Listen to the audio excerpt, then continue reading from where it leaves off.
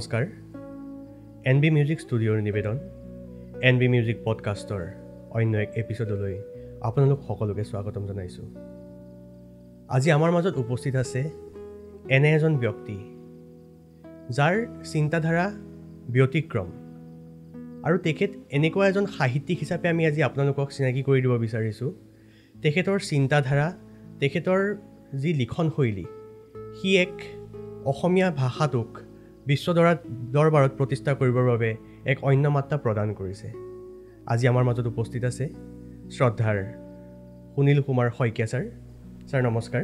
নমস্কাৰ। আপোনাক আমাৰ ষ্টুডিঅ'লৈ স্বাগতম জনাইছোঁ। আৰু মই এইখিনিতে ক'ব বিচাৰোঁ, আচলতে ছাৰৰ চিন্তাধাৰাখিনি এইকাৰণে ব্যতিক্ৰম বুলি আমি ক'ব বিচাৰিছোঁ। তেখেতৰ শেহতীয়াভাৱে তেখেতৰ এখন কিতাপ, যিখন 5555টা শব্দযুক্ত এটা বাক্যৰ এখন কিতাপ, সেই কিতাপখনে ইণ্ডিয়া বুক অফ ৰেকৰ্ডছত স্থান লাভ কৰিবলৈ সক্ষম হৈছে। গতিকে তেখেতৰ এনেকুৱা ব্যতিক্ৰমধৰ্মী চিন্তা আৰু বহুতখিনি আছে, যিখিনি আমি এই এপিছ'ডটোৰ মাজলৈ সোমাই গ'লে আপোনালোকে অনুভৱ কৰিব পাৰিব। আচলতে মই তেখেতক কি কাৰণে এজন ব্যতিক্ৰমধৰ্মী সাহিত্যিক বুলি ক'ব বিচাৰিছোঁ। গতিকে ছাৰ নমস্কাৰ, আপোনাক মোৰ ষ্টুডিঅ'লৈ স্বাগতম জনাইছোঁ। আৰু আপোনাৰ আজি অনুভৱ কেনেকুৱা, অকণমান আমাক ব্যক্ত কৰক। অনুভৱ আচলতে মোৰ মনটো ভাল লাগিছে এইটো কাৰণে, আজি মই অসমীয়া ভাষা সাহিত্যক লৈ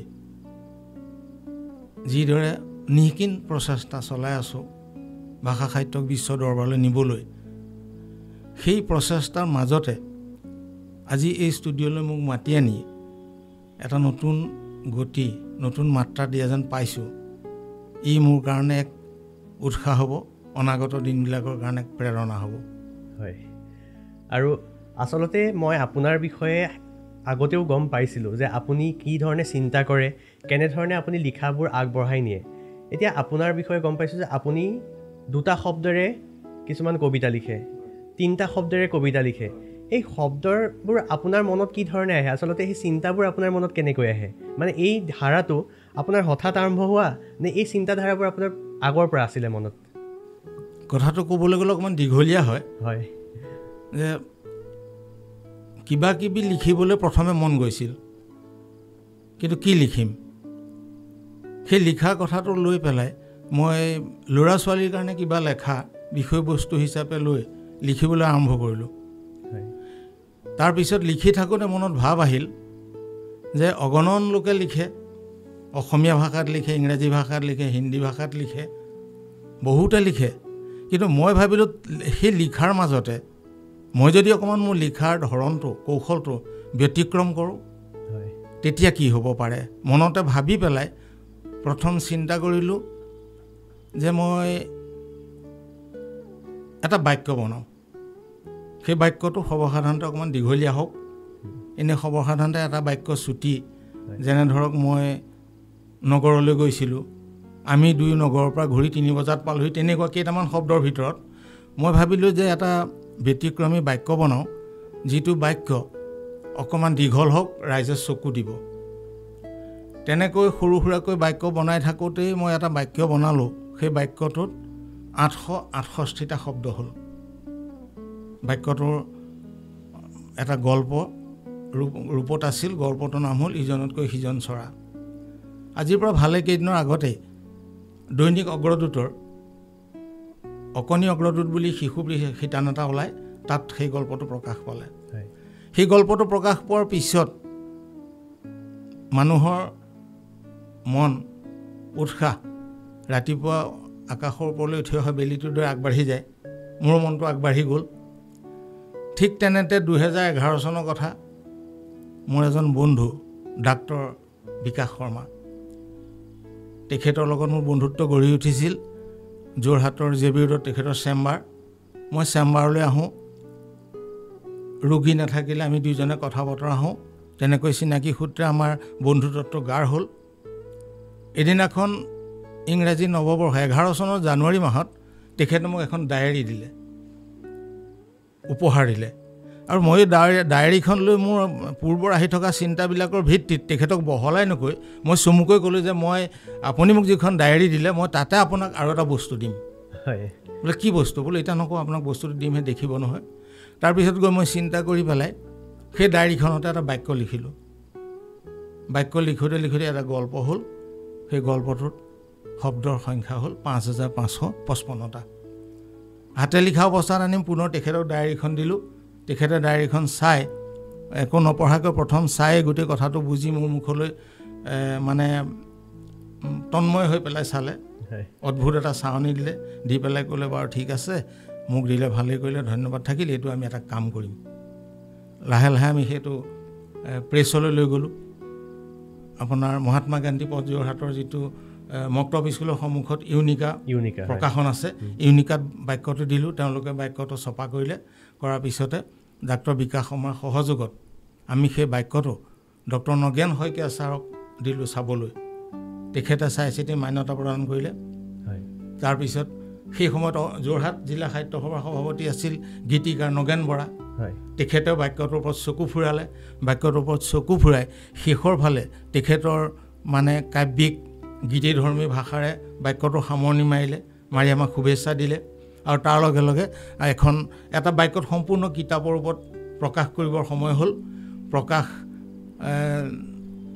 যোৰহাট সাহিত্য সভা ভৱনত, চন্দ্ৰকান্ত সন্দিকৈ সাহিত্য সভা ভৱনত ইমৰান শ্বাহ হুছেইন ছাৰে, ইমৰান শ্বাহ সাহিত্য সভাৰ প্ৰাক্তন সভাপতি, তেখেতে কিতাপখন উন্মোচন কৰিলে।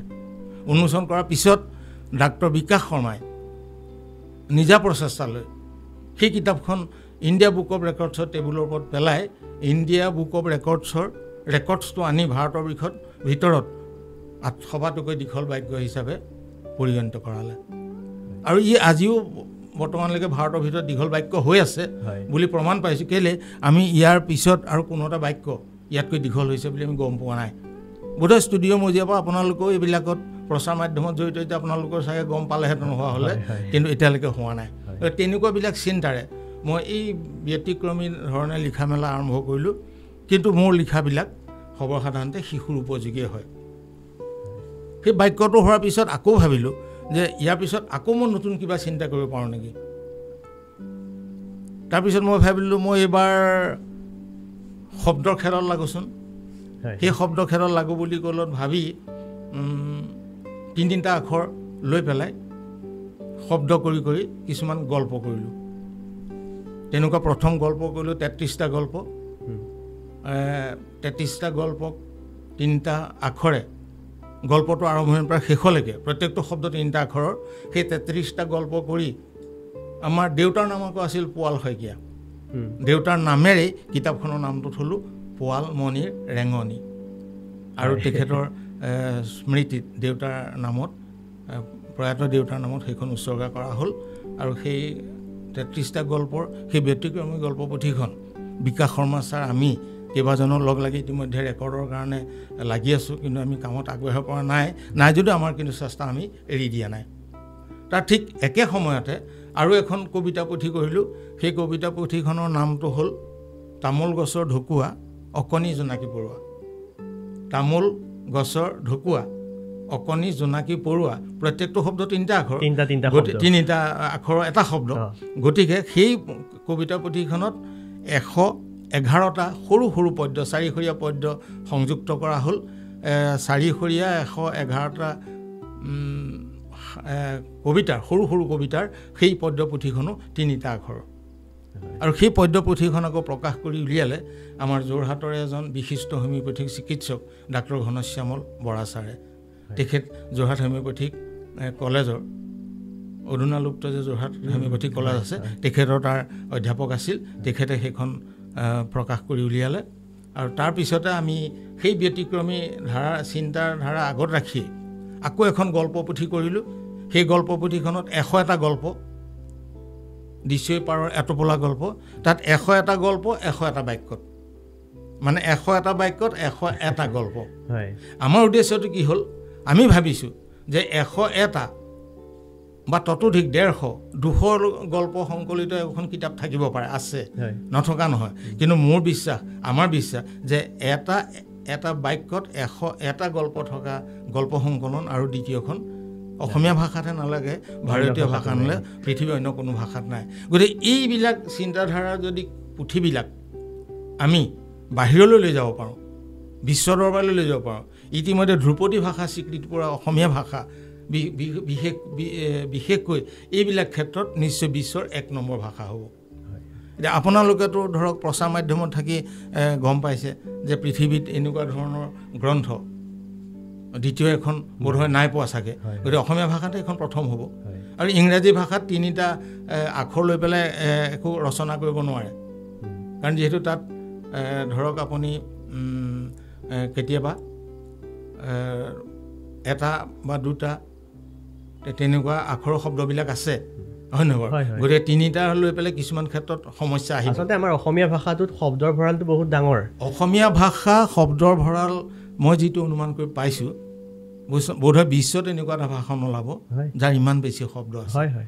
এতিয়া শেহতীয়াকৈ আমি যিবিলাক অভিধান ওলাইছে, সেই অভিধানবিলাক যদি চাওঁ আমাৰ মূৰটো ঘূৰাই যাব যে আমি গম নাপাওঁ ইমানবিলাক শব্দ ক'ত সোমাই আছিল। আমাৰ ককাসকলৰ দিনৰ পৰা ইমান ভাষা চলিত আহিছিল, কিন্তু আমি সেই সন্মানীয় সেই মুকুতাহেন বস্তুবিলাকক অৱহেলা কৰি বাহিৰা শব্দ কিছুমান বাৰে বঙলোৱা শব্দ কিছুমান আনি আমাৰ ভাষাটোত সোমাই আমি ভাষাটোক প্ৰকৃততে অসন্মান জনাইছোঁ। গতিকে এনেকুৱাবিলাক কথা ভাবিয়ে এই ব্যতিক্ৰমী লেখাবিলাকৰ যোগেদি মই আজিও চেষ্টা কৰি আছোঁ অসমীয়া ভাষাটোক বিশ্ব দৰবাৰলৈ লৈ যাবলৈ। আৰু এই ক্ষেত্ৰত মোৰ শেহতীয়া মোৰ আকৌ 2টা ৰচনা আছে, সেই বিষয়ে মই কৈ লওঁ প্ৰসংগক্ৰমে। যে মই 2022 চনৰ 31 জুলাই দিনাখন অৱসৰ গ্ৰহণ কৰিছিলোঁ। জানখনা মধ্য ইংৰাজী বিদ্যালয়ৰ মই হিন্দী শিক্ষক আছিলোঁ।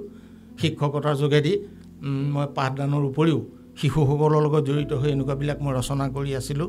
শিশুসকলক মই ভাল পাওঁ, তেওঁলোকৰ লগত থাকি ভাল পাওঁ, তেওঁলোকক কিবা এটা কৈ ভাল পাওঁ। মই আমাৰ দিছয়নগৰৰ এসময়ত এখন মইনা পাৰিজাত আছিল, শ্ৰীমন্ত শংকৰদেৱ মইনা পাৰিজাত। মই সেই মইনা পাৰিজাতখনৰ পৰিচালকো আছিলোঁ। সেই মইনা পাৰিজাতখনৰ পৰিচালক হোৱাৰ পৰাই আচলতে মই মইনাসকলক কিবা দিব লাগে বুলি মোৰ ভাৱ আহি তেতিয়াৰ পৰাই সেই অনুভৱবিলাক মইনা উপযোগী হৈ পেলাই কিবাকিবি লিখাত লাগিছিলোঁ।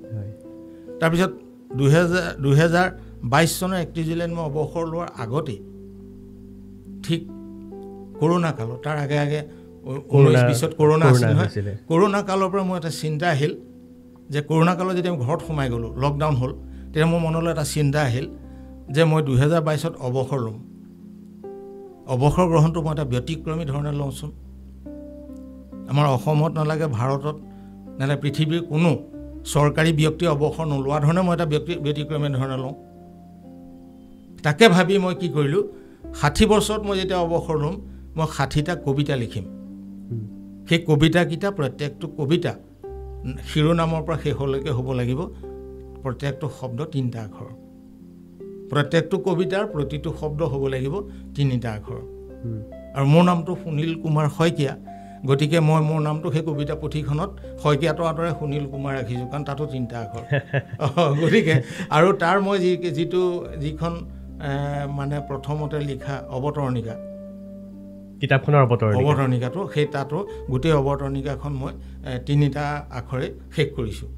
গতিকে সেই আকৌ ভাবিলোঁ যে চৰকাৰী কৰ্মচাৰীসকলতো সেই তাহানিৰ দিনৰ পৰা আমাৰ দেশ স্বাধীন হোৱাৰ পৰা ভাৰত বা অসম চৰকাৰৰ অধীনৰ কৰ্মচাৰীসকলে অৱসৰ লৈয়ে আছে বহুতে, কিন্তু অৱসৰ কালত এনেকুৱা এটা কোনো ব্যতিক্ৰমী ধৰণে নাই কৰা। গতিকে মই ব্যতিক্ৰমী ধৰণে কৰোঁ কি যে 60 বছৰত অৱসৰ ল'ম আৰু 60টা কবিতা মই অসমীয়া ভাষা জননীৰ ভঁৰাললৈ উপহাৰ দিম। তাৰ প্ৰত্যেকটো কবিতাই প্ৰত্যেকটো শব্দ 3টা আখৰ হ'ব লাগিব। আৰু সেইকাৰণে আৰু অৱসৰটো বিয়লি বেলা জীৱনৰ 60 বছৰত, গতিকে মই কবিতা পুথিখনৰ নাম ৰাখিলোঁ বিয়লি বেলাৰ বতৰা। বিয়লি বেলাৰ বতৰাত আৰু প্ৰত্যেকটো শব্দ 3টা আখৰ হ'ল। আৰু কবিতা পুথিখনৰ লেখক হিচাপে মই সুনীল কুমাৰ হৈ থাকিলোঁ। আৰু তাৰপিছতে তাৰ প্ৰত্যেকটো কবিতা এটা এটাকৈ 60টা কবিতা লিখি মই 60 বছৰ বয়সত অৱসৰ গ্ৰহণ কৰিলোঁ। সেই 2টাত মোৰ অভিলেখৰ পৰিকল্পনা। এটা হ'ল কোনো কৰ্মচাৰী আজিলৈকে কোনোবা কিতাপ পত্ৰ লিখি পেলাই অৱসৰ ল'লেও এনেকুৱা ব্যতিক্ৰমী ধৰণৰ কিতাপ লিখি অৱসৰ লোৱা নাই এটা। আৰু দ্বিতীয় মোৰ লক্ষ্যটো হ'ল কি যে এই কবিতা পুথিখনে এই 3 আখৰীয় প্ৰত্যেকটো শব্দ কবিতা পুথিখনে অসমীয়া ভাষাক বিশ্ব দৰবাৰলৈ লৈ যাব। সেই 2টা পৰিকল্পনা কৰি কিতাপখন ইতিমধ্যে 31 জুলাইত মই অৱসৰ ল'লেও আগষ্ট মাহৰ 6 তাৰিখে আমাৰ জানখনা মধ্য ইংৰাজী বিদ্যালয়ৰ শিক্ষক কৰ্মচাৰী গোটেই কিতাপখন প্ৰকাশ কৰিলে। আৰু তেওঁলোকে এটা অনুষ্ঠান পাতি বিষয়ববীয়াসকলক আমন্ত্ৰণ জনাই আপোনাৰ কিতাপখন উন্মোচন কৰালে আৰু সেই কবিতা পুথিখনক মান্যতা প্ৰদান কৰিলে বৰ্তমান অসম সাহিত্য সভাৰ সভাপতি ডক্টৰ বসন্ত কুমাৰ গোস্বামী ছাৰে। গতিকে এনেকৈয়ে মই ব্যতিক্ৰমী চিন্তাৰে বৰ্তমানলৈকে মই কিবা কিবি লিখাৰ চিন্তা কৰি আছোঁ বা লিখি আছোঁ। মোৰ একমাত্ৰ লক্ষ্য, একমাত্ৰ উদ্দেশ্য মোৰ বিষয়ে নহয়, অসমীয়া ভাষাটোৰ বিষয়ে যাতে বিশ্ব দৰবাৰলৈ যায়, বিশ্ববাসী অসমীয়া ভাষাটো গম পাওক যে অসমীয়া ভাষাটো এই ক্ষেত্ৰত বিশ্বৰ ভিতৰত প্ৰথম। কাৰণ আমাৰ ভাষাটো মাধৱ কন্দলী ভাষা, হয়নে বাৰু? গতিকে আকৌ ঠিক তেনেকৈ মহাপুৰুষ শ্ৰীমন্ত শংকৰদেৱৰ ভাষা, মাধৱদেৱৰ ভাষা, অসমীয়া ব্যাস ৰূপে খ্যাত ৰাম সৰস্বতীৰ ভাষা, তাৰপিছত আহিল 20 শতিকাৰ শ্ৰেষ্ঠ অসমীয়াজন সাহিত্যৰ ৰসৰাজ লক্ষ্মীনাথ বেজবৰুৱাৰ ভাষা, নহয়নে বাৰু? জ্যোতিপ্ৰসাদ আগৰৱালাৰ ভাষা, বিষ্ণুপ্ৰসাদ ৰাভাৰ ভাষা, তাৰপিছত বিশ্বৰত্ন ভাৰতৰত্ন সুধাকণ্ঠ ডক্টৰ ভূপেন হাজৰিকাৰ ভাষা। গতিকে এই ভাষাটোক মই এনেকৈ যদি সেৱা কৰিবলৈ পাওঁ, গতিকে মোৰ জীৱন ধন্য হ'ব। সেইটো কামনাৰে মই মোৰ কামত লাগি আছোঁ। হয় ছাৰ, আপোনাৰ চিন্তাধাৰাবোৰৰ বিষয়ে জানি ভাল লাগিলে যে আপুনি অৱসৰৰ পিছতো যে আপুনি সময়খিনি ইমান সুন্দৰকৈ অতিবাহিত কৰিছে, বিভিন্ন ধৰণৰ চিন্তাৰে আপুনি পাৰ কৰিছে, সেইখিনি জানি ভাল লাগিছে। কিন্তু আচলতে ছাৰ, মই এটা মোৰ মনৰ কথা ক'ব বিচাৰোঁ। আপুনি মোৰ পিতৃতুল্য, আপোনাৰ মোৰ মাজত যিখিনি ব্যৱধান আছে সেইখিনিত যদি মই মোৰ ধৰণে চোৱা যায়, এতিয়া বৰ্তমান দেখিছোঁ যে মাতৃভাষাৰ চৰ্চাটো আমাৰ প্ৰজন্মৰ মাজত যথেষ্টখিনি কমি গৈছে। হয়, কিছুমান 2-এজন ব্যক্তিয়ে ভালদৰে চৰ্চা কৰিছে, সুন্দৰ লেখনি কিছুমান আগবঢ়াই আহিছে, কিন্তু বৰ্তমান সময়ত মাতৃভাষাটোৰ এলাগী বেছি হোৱা মোৰ পৰিলক্ষিত হয়। আজি যদি আমি সমাজ ব্যৱস্থাত চাওঁ, এজন পিতৃ মাতৃয়ে নিজৰ সন্তানক ইংৰাজী মাধ্যমৰ বিদ্যালয় এখনৰ পঢ়োৱাৰ প্ৰতিহে বেছি গুৰুত্ব দিয়ে। তেওঁলোকে গুৰুত্ব দিয়ে যে মোৰ সন্তানটোৱে ইংৰাজী বিষয়টো ক'ব পাৰিছে নাই, কিন্তু সেই বস্তুটো নাচায় যে মাতৃভাষাটো ক'ব পাৰে নে নোৱাৰে। বহুতো এনে অভিভাৱকো মই লগ পাইছোঁ যে যি কৈ গৰ্ব কৰে যে মোৰ ল'ৰাটোৱে কিন্তু অসমীয়া ক'ব নাজানে। মই তেনেকুৱা অভিভাৱকো পাইছোঁ। গতিকে এইসমূহে আমাৰ ভাষাটোক কিছু ক্ষেত্ৰত পিছুৱাই অনা নাইনে? আপুনি কি ক'ব? আচলতে কিছু ক্ষেত্ৰত পিছুৱাই অনা নহয়, সম্পূৰ্ণভাৱে পিছুৱাই অনা মোৰ উপলব্ধি হৈছে। আমাৰ মানুহৰ মাজত এটা মানসিকতা গঢ় লৈ উঠিছে, বিশেষকৈ নতুন মাক দেউতাকসকলৰ মাজত, যে ল'ৰা ছোৱালীক ইংৰাজী মাধ্যমত দিলেহে সিহঁতি আগলৈ নিজৰ জীৱনটো গঢ়িব পাৰিব। কিন্তু সেইটো একেবাৰে ভুল ধাৰণা। এইটো কাৰণে কৈছোঁ, আজি কেইদিনমান আগতে মই ঠিক নাম পাহৰিছোঁ, এজন বিজ্ঞানীয়ে এটা মন্তব্য দিছে যে ময়ো বিজ্ঞানী এজন, কিন্তু শিশুৱে নিজৰ মাতৃভাষাৰ পৰা পঢ়া শুনা আৰম্ভ কৰিলেহে বিজ্ঞানৰ সকলোখিনি কথা কিন্তু উপলব্ধি কৰিব পাৰিব। একদম সঁচা কথা। নিজৰ মাতৃভাষাৰ যোগেদি বিজ্ঞানৰ কথা যিখিনি আয়ত্ব কৰিব পাৰিব, তেওঁ যদি আৰম্ভণিৰ পৰাই অসমীয়া মাতৃভাষাৰ হৈ বা অন্য এটা ভাষাৰ হৈ যদি ইংৰাজী ভাষালৈ যায়, সেই বহুত কথা তেওঁ নজনাকৈ আঁৰত থাকি যাব। গতিকে মই ভাবিছোঁ যে আমাৰ অভিভাৱিকাসকলে, মাক দেউতাকসকলে এই কথাটো উপলব্ধি কৰক। আমাৰ উপৰি পুৰুষ যিসকল স্বনামধন্য ব্যক্তি, মুধাফুটা ব্যক্তি, অসমৰ শিক্ষা ব্যৱস্থাটো, অসমৰ সামাজিক ব্যৱস্থাটো যিসকল ব্যক্তিৰ যোগেদি পৰিচালিত হৈ আছে, সেইসকল কিন্তু অসমীয়া মাধ্যমৰ পৰাই পঢ়ি পেলাই ডাঙৰ হোৱা। তেখেতসকলতো ইংৰাজী মাধ্যমত পঢ়া নাছিল। গতিকে সেই তেখেতসকলে অসমীয়া মাধ্যমত পঢ়ি গৈ ইংৰাজী ক্ষেত্ৰত আগবাঢ়ি গৈ আজি এটা অঞ্চলৰ, এখন ৰাজ্যৰ, এখন দেশৰ গুৰি ধৰিবলৈ আগবাঢ়িব পাৰিছে।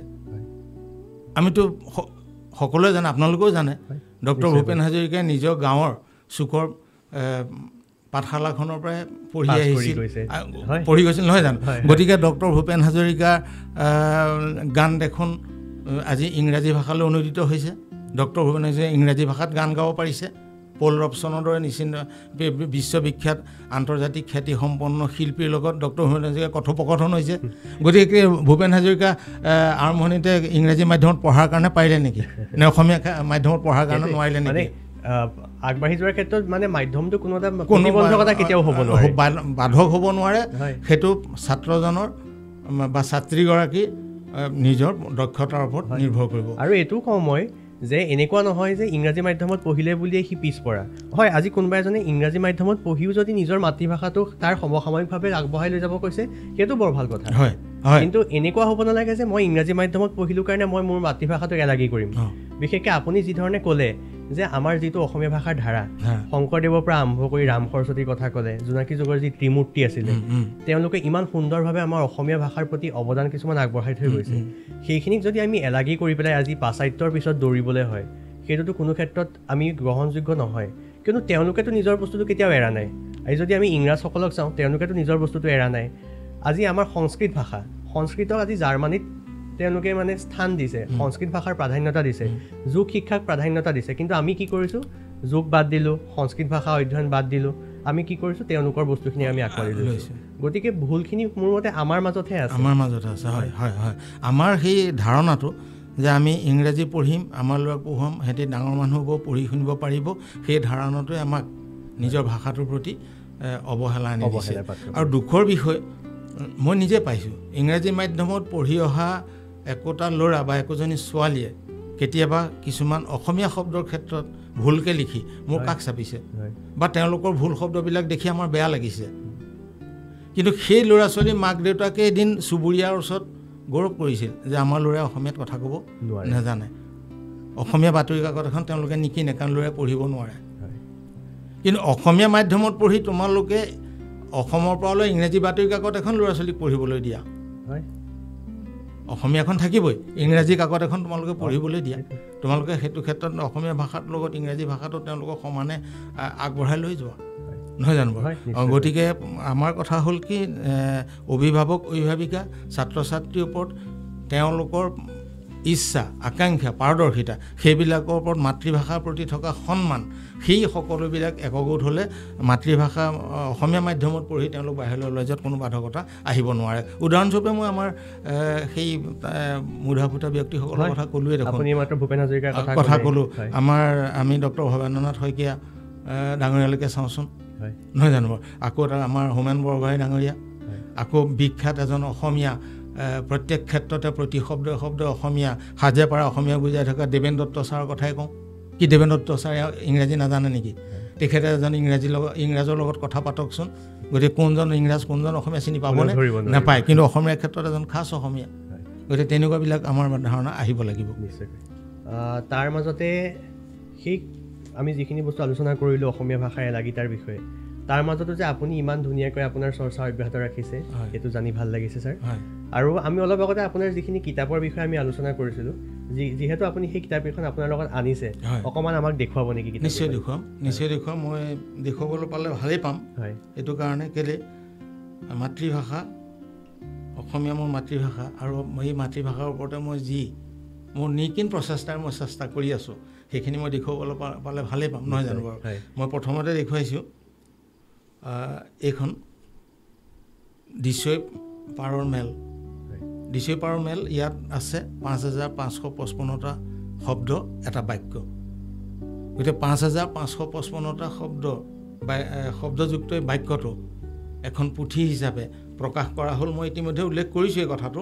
আৰু এই পুথিখনক মান্যতা প্ৰদান কৰিছে, এটি মন্তব্য টকা আগবঢ়াই ডক্টৰ নগেন শইকীয়া ছাৰে। গতিকে এই ডক্টৰ নগেন শইকীয়া ছাৰৰ দৰে বৰ্তমান অসমৰ বয়োজ্যেষ্ঠ তথা শ্ৰেষ্ঠ বুদ্ধিজীৱীজনে, সাহিত্যিকজনে যি মন্তব্য দিয়াৰ পৰা মই বেছি আনন্দ এইটো কাৰণে পাইছোঁ যে এই বাক্যটো দীঘল 5555টা শব্দৰ বাক্যটো প্ৰকৃততে এটা উপযুক্ত বাক্য হৈছে, আৰু ই বিশ্ব দৰবাৰলৈ আগবাঢ়ি গ'লে অসমীয়া ভাষাৰ এইটো ক্ষেত্ৰত বিশ্বৰ ভিতৰতে প্ৰথম হ'ব বুলি মোৰ বিশ্বাস। নিশ্চয় হয়। আৰু এই বাক্যটোৰ কথাটো হ'ল কি যে ইয়াত আমাৰ 5555টা শব্দ, মই যিটো বাক্যৰ কথা ক'লোঁ, ইয়াত 534টা কমা আছে, 11টা ছেমিকলন আছে, আৰু ই প্ৰথম শব্দটো আৰম্ভ হৈছে বগাকৈ আৰু শেষ হৈছে হাঁহিটো সেই শব্দটোৰে। গতিকে এইখনেই হ'ল দিছৈ পাৰৰ মেল, 5555টা শব্দযুক্ত। বগাকৈ বগলী বহলাই বহিছে বলুকাত বিয়লি বেলা, তেনেকৈ আৰম্ভ হৈছে। আৰম্ভ হৈ গোটেই বাক্যটো শেষ হৈছেগৈ হেঙুলিৰ ৰহন বোলাই ডুব যোৱাৰ আগে আগে মাৰিছিল সেই হাঁহিটো, বেলিটোৱে। আৰু এই শেষৰ বাক্যকেইটা নগেন বৰা ছাৰে সেই সময়ত অসম যোৰহাট জিলা সাহিত্য সভাৰ সভাপতি বিখ্যাত গীতিকাৰ সাহিত্যিক কবি নগেন বৰা ছাৰে হাত ফুৰাই পেলাই বাক্যটো সামৰণি মাৰিছে। আৰু আপোনাৰ এইখন কিতাপে ইণ্ডিয়া বুক অফ ৰেকৰ্ডছত স্থান পাইছে। ডিচেম্বৰৰ মেলখন প্ৰকাশৰ সময়ত যোৰহাট জিলাৰ সাহিত্য সভাৰ সভাপতি আছিল নগেন বৰা ছাৰ। নগেন বৰা বিশিষ্ট অসমীয়া গীতিকাৰ সাহিত্যিক কবি তেখেত আছিল। তেখেতে এই পুথিখন চকু ফুৰাই শেষৰ ফালে বাক্য এটি ধুনীয়াকৈ তেখেতৰ কাব্যিক ভাষাৰে মানে শুৱলাকৈ সংযোগ কৰি পেলাই বাক্যটোৰ সামৰণি মাৰিছে। আৰু তেখেতে আশীৰ্বাদ দিছিল যে এই বাক্যটোৱে অসমীয়া ভাষাক নিশ্চয় এটা নতুন গতি দিব। আমাৰ ডিচেম্বৰ মেল এই কিতাপকেইখনৰ কথা কওঁতে মই প্ৰসংগক্ৰমে কৈ যাওঁ যে মই যিখিনি ব্যতিক্ৰমীভাৱে লিখা কিতাপ তাত প্ৰত্যেক শব্দটোত ডিচেম্বৰ শব্দটো আছে। সেইটো হয়তো আপোনালোকে ভাবিব পাৰে যে ডিচেম্বৰনো কেলে কিয় দিয়া হৈছে, ডিচেম্বৰনো কেলে লাগে। আমাৰ ঘৰ দিছৈ নগৰত, আপোনালোকে জানে ভোগদৈ আন এটা নাম দিছৈ। গতিকে দিছৈ নৈৰ কাষতে আমাৰ গাঁওখন হোৱাৰ কাৰণে আমাৰ গাঁৱৰ এজন সচেতন ব্যক্তি প্ৰাক্তন শিক্ষক দেৱেন্দ্ৰনাথ শইকীয়া তেখেতে এই দিছৈৰ নামটোৰ লগত সংযোগ ৰাখি দিছৈ নৈ বা ভোগদৈ নৈৰ পাৰতে আমাৰ গাঁওখন হোৱাৰ কাৰণে গাঁওখনৰ নাম ৰাখিলে দিছৈ নগৰ। গতিকে সেই দিছৈ নগৰ হিচাপে দিছৈ নগৰবাসী হিচাপে মই ভোগদৈ বা দিছৈ নগৰখন মোৰ বৰ মৰমৰ বৰ প্ৰিয়, দিছৈ নৈখন ভোগদৈখন। কিন্তু এতিয়া দুখ লাগে বৰ্তমান ভোগদৈৰ অৱস্থা যিটো সেইটো সকলোৱে জানে। বা যেই কি নহওক সেই দিছৈৰ মোৰ প্ৰিয় মৰমৰ দিছৈ পাৰতে খেলা ধেমালি কৰি মই ডাঙৰ দীঘল হোৱা। গতিকে সেই মোৰ প্ৰত্যেকটো লেখাৰ আগত দিছৈ পাৰ শব্দটো মই যিকোনো প্ৰকাৰে আনিবলৈ চেষ্টা কৰোঁ সেইটো। গতিকে সেইকাৰণে এই পুথিখনৰ নাম দিয়া হ'ল দিছৈ পাৰৰ মেল।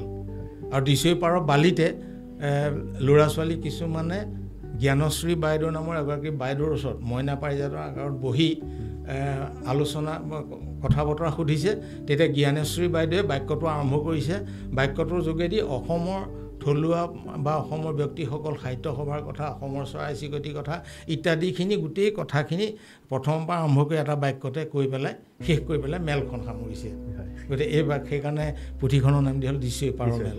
হয়, ইয়াৰ পিছত আমাৰ এখন ব্যতিক্ৰমী পুথি প্ৰকাশ পাইছিল দিছৈ পাৰৰ এটোপোলা গল্প। দিছৈ পাৰৰ এটোপোলা গল্প হয়, দিছৈ পাৰৰ এটোপোলা গল্প। এই দিছৈ পাৰৰ এটোপোলা গল্প গতিকে ইয়াতো দিছৈ পাৰটো আহিছে।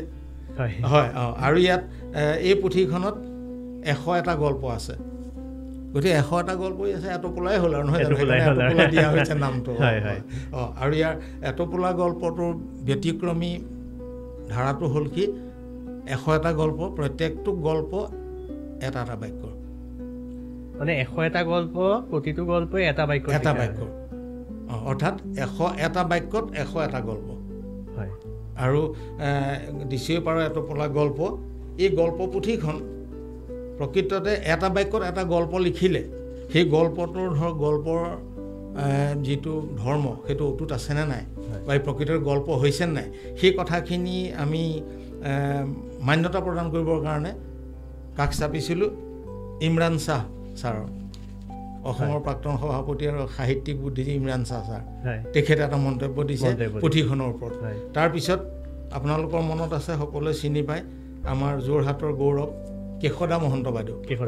কেশদা মহন্ত বাইদেউ মন্তব্য আগবঢ়াইছে পুথিখনৰ গল্পৰ স্বকীয়তাৰ ওপৰত। তেখেতসকলে মন্তব্য আগবঢ়াইছে আৰু তেখেতসকলৰ এই মান্যতাই আমাক বুকু ডাঠ কৰি তুলিলে যে এই 101টা গল্পৰ বাক্যৰ 101টা গল্প অসমীয়া ভাষাৰ এখন ব্যতিক্ৰমী পুথি। ই যদি বিশ্ব দৰবাৰলৈ যাব পাৰে, মোৰ বিশ্বাস পৃথিৱীৰ কোনো ভাষাতে এনেকুৱা গল্প পুথি নোলাব আৰু ওলাব। গল্প পুথি 101টা নালাগে, 150-200 যুক্ত গল্প সংকলন থাকিব পাৰে, কিন্তু এটা এটা বাক্য 101টা বাক্যত 101টা গল্প এনেকুৱা পুথি আৰু দ্বিতীয়খন নোলাব বুলি মোৰ দৃঢ় বিশ্বাস। গতিকে এইটো ক্ষেত্ৰত ধ্ৰুপদী অসমীয়া ভাষাক এই গল্প পুথিখনৰ এটা বিশ্বত এটা নতুন চিনাকি দিব বুলি মোৰ বিশ্বাস। ইয়াৰ পিছৰ পুথিখন হ'ল পোৱালমণিৰ ৰেঙনি। আৰু এই পুথিখনত দিছৈ পাৰৰ কথাটো বিশেষভাৱে অনা হৈছে। দিছৈ পাৰত 3টা আখৰে ধেমালি, হেতু তিনটা পোৱালমণি ৰেঙনি ইয়াতো এই পোৱালমণি ৰেঙনি গল্পটোত 33টা গল্প আছে আৰু 33টা গল্পৰ প্ৰতিটো গল্পৰ শিৰোনামৰ পৰা শেষলৈকে প্ৰত্যেকটো শব্দ 3টা আখৰ যেনে মই উদাহৰণ হিচাপে এটা গল্প দেখুৱাইছোঁ বা তাৰ নামটো কৈছোঁ প্ৰথমটো গল্প হ'ল প্ৰথম মহিলা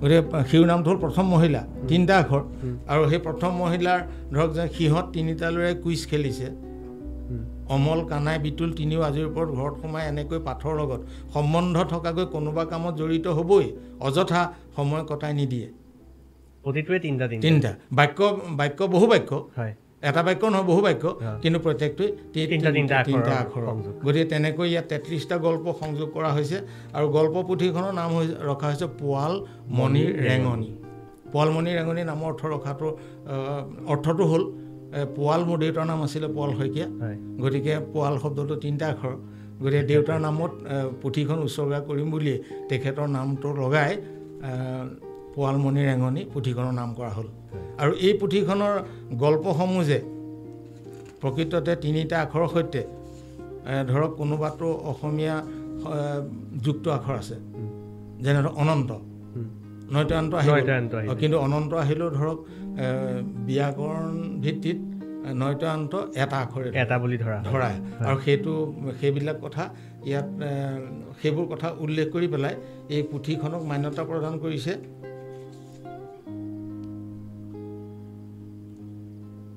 ভূপেন গোস্বামী তেখেত হ'ল মুখ্য সংবাদদাতা উত্তৰ পূৰ্বাঞ্চল ৰাষ্ট্ৰীয় হিন্দী দৈনিক আৰু সাধাৰণ সম্পাদক জাৰ্নেলিষ্ট এছ'চিয়েশ্যন অফ আছাম সেই সময়ত আৰু তাৰপিছতে ৰমানন্দন বৰা আপোনালোকে নাম শুনিছেনে বাৰু তেখেত অসমীয়া ভাষাৰ এজন বিশিষ্ট সেৱক অসম সাহিত্য সভাৰ সৈতে ওতঃপ্ৰোতভাৱে জড়িত তেখেতে এই গল্প পুথিখনৰ ওপৰত এটা মন্তব্য দিছে আৰু তেখেতে অসমীয়া ভাষাবিদ ব্যাকৰণ ডক্টৰ কেশৱানন্দ দেৱগোস্বামী গোলোকচন্দ্ৰ গোস্বামী তেখেতৰ প্ৰসংগৰে মানে ইয়াত যে জোটনিযুক্ত আখৰবিলাক যে এটা আখৰ ধৰে সেই প্ৰসংগ দি পেলাই তেখেতে সেই জোটনিযুক্ত আখৰ এটা আখৰৰ ওপৰত তেখেতে মন্তব্য কৰি পেলাই এটা আখৰ বুলি ঘোষণা কৰিছে স্বীকাৰ কৰিছে যেনে ধৰক আপোনাৰ জীৱন্ত অনন্ত প্ৰস্তুত হয় তয় আষ্ট হয়তষ্ট উ 3টা আখৰ তাত জোটনি আছে কিন্তু সি এটা আখৰ গতিকে তেনেকুৱাবিলাক এইখন হ'ল পোৱালমণি ৰেঙনি আৰু 3টা আখৰৰ প্ৰতিটো শব্দক লৈ 3টা আখৰে হোৱা 33টা গল্পযুক্ত এখন গল্পপুথি আৰু মোৰ বিশ্বাস অসমীয়া ভাষাৰ বাদে ভাৰতীয় হিন্দীকে ধৰি অন্য কোনো ভাষাত বা বিশ্বৰ কোনো ভাষাত এনেকুৱা পুথি ওলোৱা নাই বা আমাৰ মনত পৰা নাই বা আমি কাগজ পত্ৰও পোৱা নাই তাৰপিছত এই পুথিখনৰ লগতে আৰু এখন পুথি আছিলে মই এতিয়া বৰ্তমান অনা নাই সেইখন পুথি মোৰ হাতত নাই মই বিচাৰিব লাগিব সেই পুথিখনৰ নাম হ'ল অকণি তামোল গছৰ ঢকুৱা অকণি জোনাকী পৰুৱা তামোল গছৰ ঢকুৱা অকণি জোনাকী পৰুৱা 3টা আখৰ প্ৰত্যেকটো শব্দ 3টা আখৰ কৰি তাৰ নামটো কৰা হ'ল আৰু তাত 111টা সৰু সৰু পদ্য 3টা আখৰৰ পদ্যৰ এখন কবিতা পুথি আৰু সেই কবিতা পুথিখন প্ৰকাশ কৰিছে ডাক্তৰ ঘনশ্যামল বৰা মই ইতিমধ্যে কৈছিলোঁৱে আকৌ উল্লেখ কৰিছোঁ বাৰু সেইকেইখন গতিকে এই ব্যতিক্ৰমী ধাৰাৰে মই কিতাপ পত্ৰখিনি দিছৈ পাৰৰ শিৰোনাম লৈ দিছৈ পাৰকে লৈ ভোগদৈৰ প্ৰতি দিছৈৰ প্ৰতি থকা মোৰ শ্ৰদ্ধা মৰম মোৰ শৈশৱৰ পৰা বৰ্তমানলৈকে থকাৰ হেৰিখিনি মই দিছৈ পাৰৰ যোগেদি উল্লেখ কৰিছোঁ তাৰপিছতে কথাটো হ'ল কি আমাৰ এই কিতাপসমূহৰ ওপৰত মই আকৌ মাজতে কৈ যাওঁ যে আপোনালোকেতো জানেই যে বৰ্তমান অসমৰ আটাইতকৈ বিভিন্ন তথ্য সংগ্ৰহ কৰা বুদ্ধিৰে বিভিন্ন গ্ৰন্থ ৰচনা কৰি এক মানে ধৰক অভিলেখে কৰা বুলি কৈছোঁ শান্তনু কৌশিক বৰুৱা নাম শুনিছে নহয় তেখেতে শেহতীয়া অসম ইয়েৰ বুক আদি কৰি বিভিন্ন গ্ৰন্থ ৰচনা কৰিছে বা অসমীয়া বুক অফ ৰেকৰ্ডছো তেখেতে উলিয়াইছে গতিকে তেখেতৰ অসমীয়া বুক অফ ৰেকৰ্ডছ আৰু ইয়েৰ বুকত আমাৰ এই এটাইকেইখন পুথিৰ কথা উল্লেখ আছে আৰু মই সুধিব বিচাৰিছোঁ আপোনাৰ এই যিকেইখন কিতাপ আছে যদি কোনোবাই পঢ়িব বিচাৰে কিনিবলৈ হ'লে ক'ৰ পৰা পোৱা যাব নিশ্চয় মই ক'ম সেই কথাটো কি হ'ল আপোনাৰ দিছৈ পাৰৰ এটোপোলা গল্প প্ৰকাশ কৰিছে বিদ্যাভৱনে যোৰহাটৰ বিদ্যাভৱন, আপোনালোকে সেইখন বিদ্যাভৱনত পাব। আৰু তাৰপিছত আপোনাৰ এই দিছৈ পাৰৰ মেলখন প্ৰকাশ কৰিছে ইউনিকা প্ৰকাশনে, ইউনিকা প্ৰকাশনত পাব, তাত আছে। আৰু বাকী এই পোৱালমণি ৰেঙনি বা এখন কৈছিলে আপুনি তামোল গছৰ ঢকুৱা, তামোল গছৰ ঢকুৱাখন ঘনশ্যামল ছাৰে প্ৰকাশ কৰিছিল। ইতিমধ্যে সেই কিতাপখিনি আচলতে প্ৰকাশকে ব্যৱসায়িক ভিত্তিত কৰা নাছিল কাৰণে কিতাপখিনি শেষ হ'ল, গতিকে এতিয়া সেইখিনি বজাৰত উপলব্ধ নহয়। আৰু পোৱালমণি ৰেঙনি হ'ল কি সেইখিনি আমাৰ পৰিয়ালে কৰিছিল, মোৰ ভাইটি দুটাই কৰিছিল, ভাইটি লাচিত শইকীয়া আৰু পুনিল শইকীয়া, তেওঁলোকে কৰিছিল। গতিকে আমি ব্যৱসায় ভিত্তিত কৰা নাছিলোঁ যে, অভিলেখৰ কাৰণে কৰিছিলোঁ। গতিকে কিতাপখিনি এতিয়া সীমিত আছে, আৰু প্ৰয়োজন হ'লে আমি পুনৰ আকৌ ছপা কৰি দিব পৰা অৱস্থাত আছোঁ। গতিকে সেই কিতা হ'ল আমাৰ পুথিখনৰ কথা। আৰু শেহতীয়াকৈ এইখন পুথিৰ কথা মই বিশেষভাৱে উল্লেখ কৰিব লাগিব, বিয়লি বেলাৰ বতৰা। মই ভাষা সাহিত্যৰ চৰ্চাত প্ৰসংগক্ৰমে কথাটো কৈ থৈ গৈছোঁ, তথাপিতো মই দেখুৱাইছোঁ। এইখন আপুনি যিখন অৱসৰৰ সময়ৰ কথা অৱসৰৰ সময়ৰ কথা কৈছিলোঁ। মই 60 বছৰৰ বয়সত 60টা কবিতা লিখি অৱসৰ লৈছিলোঁ, আৰু 60টা কবিতা ব্যতিক্ৰমী। ইয়াৰ কবিতাৰ শিৰোনামৰ পৰা শেষলৈকে প্ৰত্যেকটো শব্দ 3টা আখৰ। আৰু এই বিয়লি বেলাৰ বতৰা কবিতাসমূহক মান্যতা প্ৰদান কৰিছিলে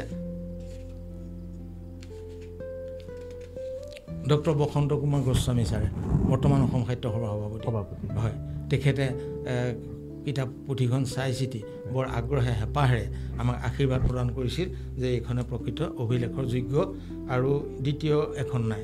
আৰু ইয়াৰ পাতনি যেনেকৈ 3টা আখৰ শব্দটোত, আৰু গোটেই পাতনিটো আমি 3টা আখৰে লিখিবলৈ যত্ন কৰি লিখিছিলোঁ, পাতনি দেই। আৰু এই পুথিখন মই চাকৰি কৰি থকা মোৰ জানখনৰ মধ্য ইংৰাজী বিদ্যালয়ৰ প্ৰধান শিক্ষক তৰুণ চন্দ্ৰ দাস তথা শিক্ষক শিক্ষয়িত্ৰীসকলৰ কৰ্মচাৰীসকলে তেখেতসকলে ধন সংগ্ৰহ কৰি পুথিখন ছপা কৰি উলিয়াইছিল। আৰু পুথিখন মই উৎসৰ্গা কৰিছিলোঁ, আপোনালোকক দেখুৱাইছোঁ, এইজন ব্যক্তি স্বৰ্গীয় মাধৱ দত্ত। তেখেত আছিল জানখনা মধ্য ইংৰাজী বিদ্যালয়ৰ প্ৰতিষ্ঠাপক প্ৰধান শিক্ষক। তেখেতে বিদ্যালয়খন প্ৰতিষ্ঠা কৰি আমাক তাত চাকৰি কৰাৰ সুবিধা দিলে। কিন্তু দুৰ্ভাগ্যৰ কথা যে তেখেত চাকৰি থকা অৱস্থাতে প্ৰয়াত হ'ল। গতিকে আমি তেখেতক সোঁৱৰণত ৰাখি মোৰ অৱসৰৰ বেলিকা এই পুথিখন তেখেতৰ নামতে উৎসৰ্গা কৰি আমি এই পুথিখন অসমীয়া ভাষা অভিলেখৰ কাৰণে, বিশ্ব দৰবাৰৰ কাৰণে সাজু হৈছোঁ।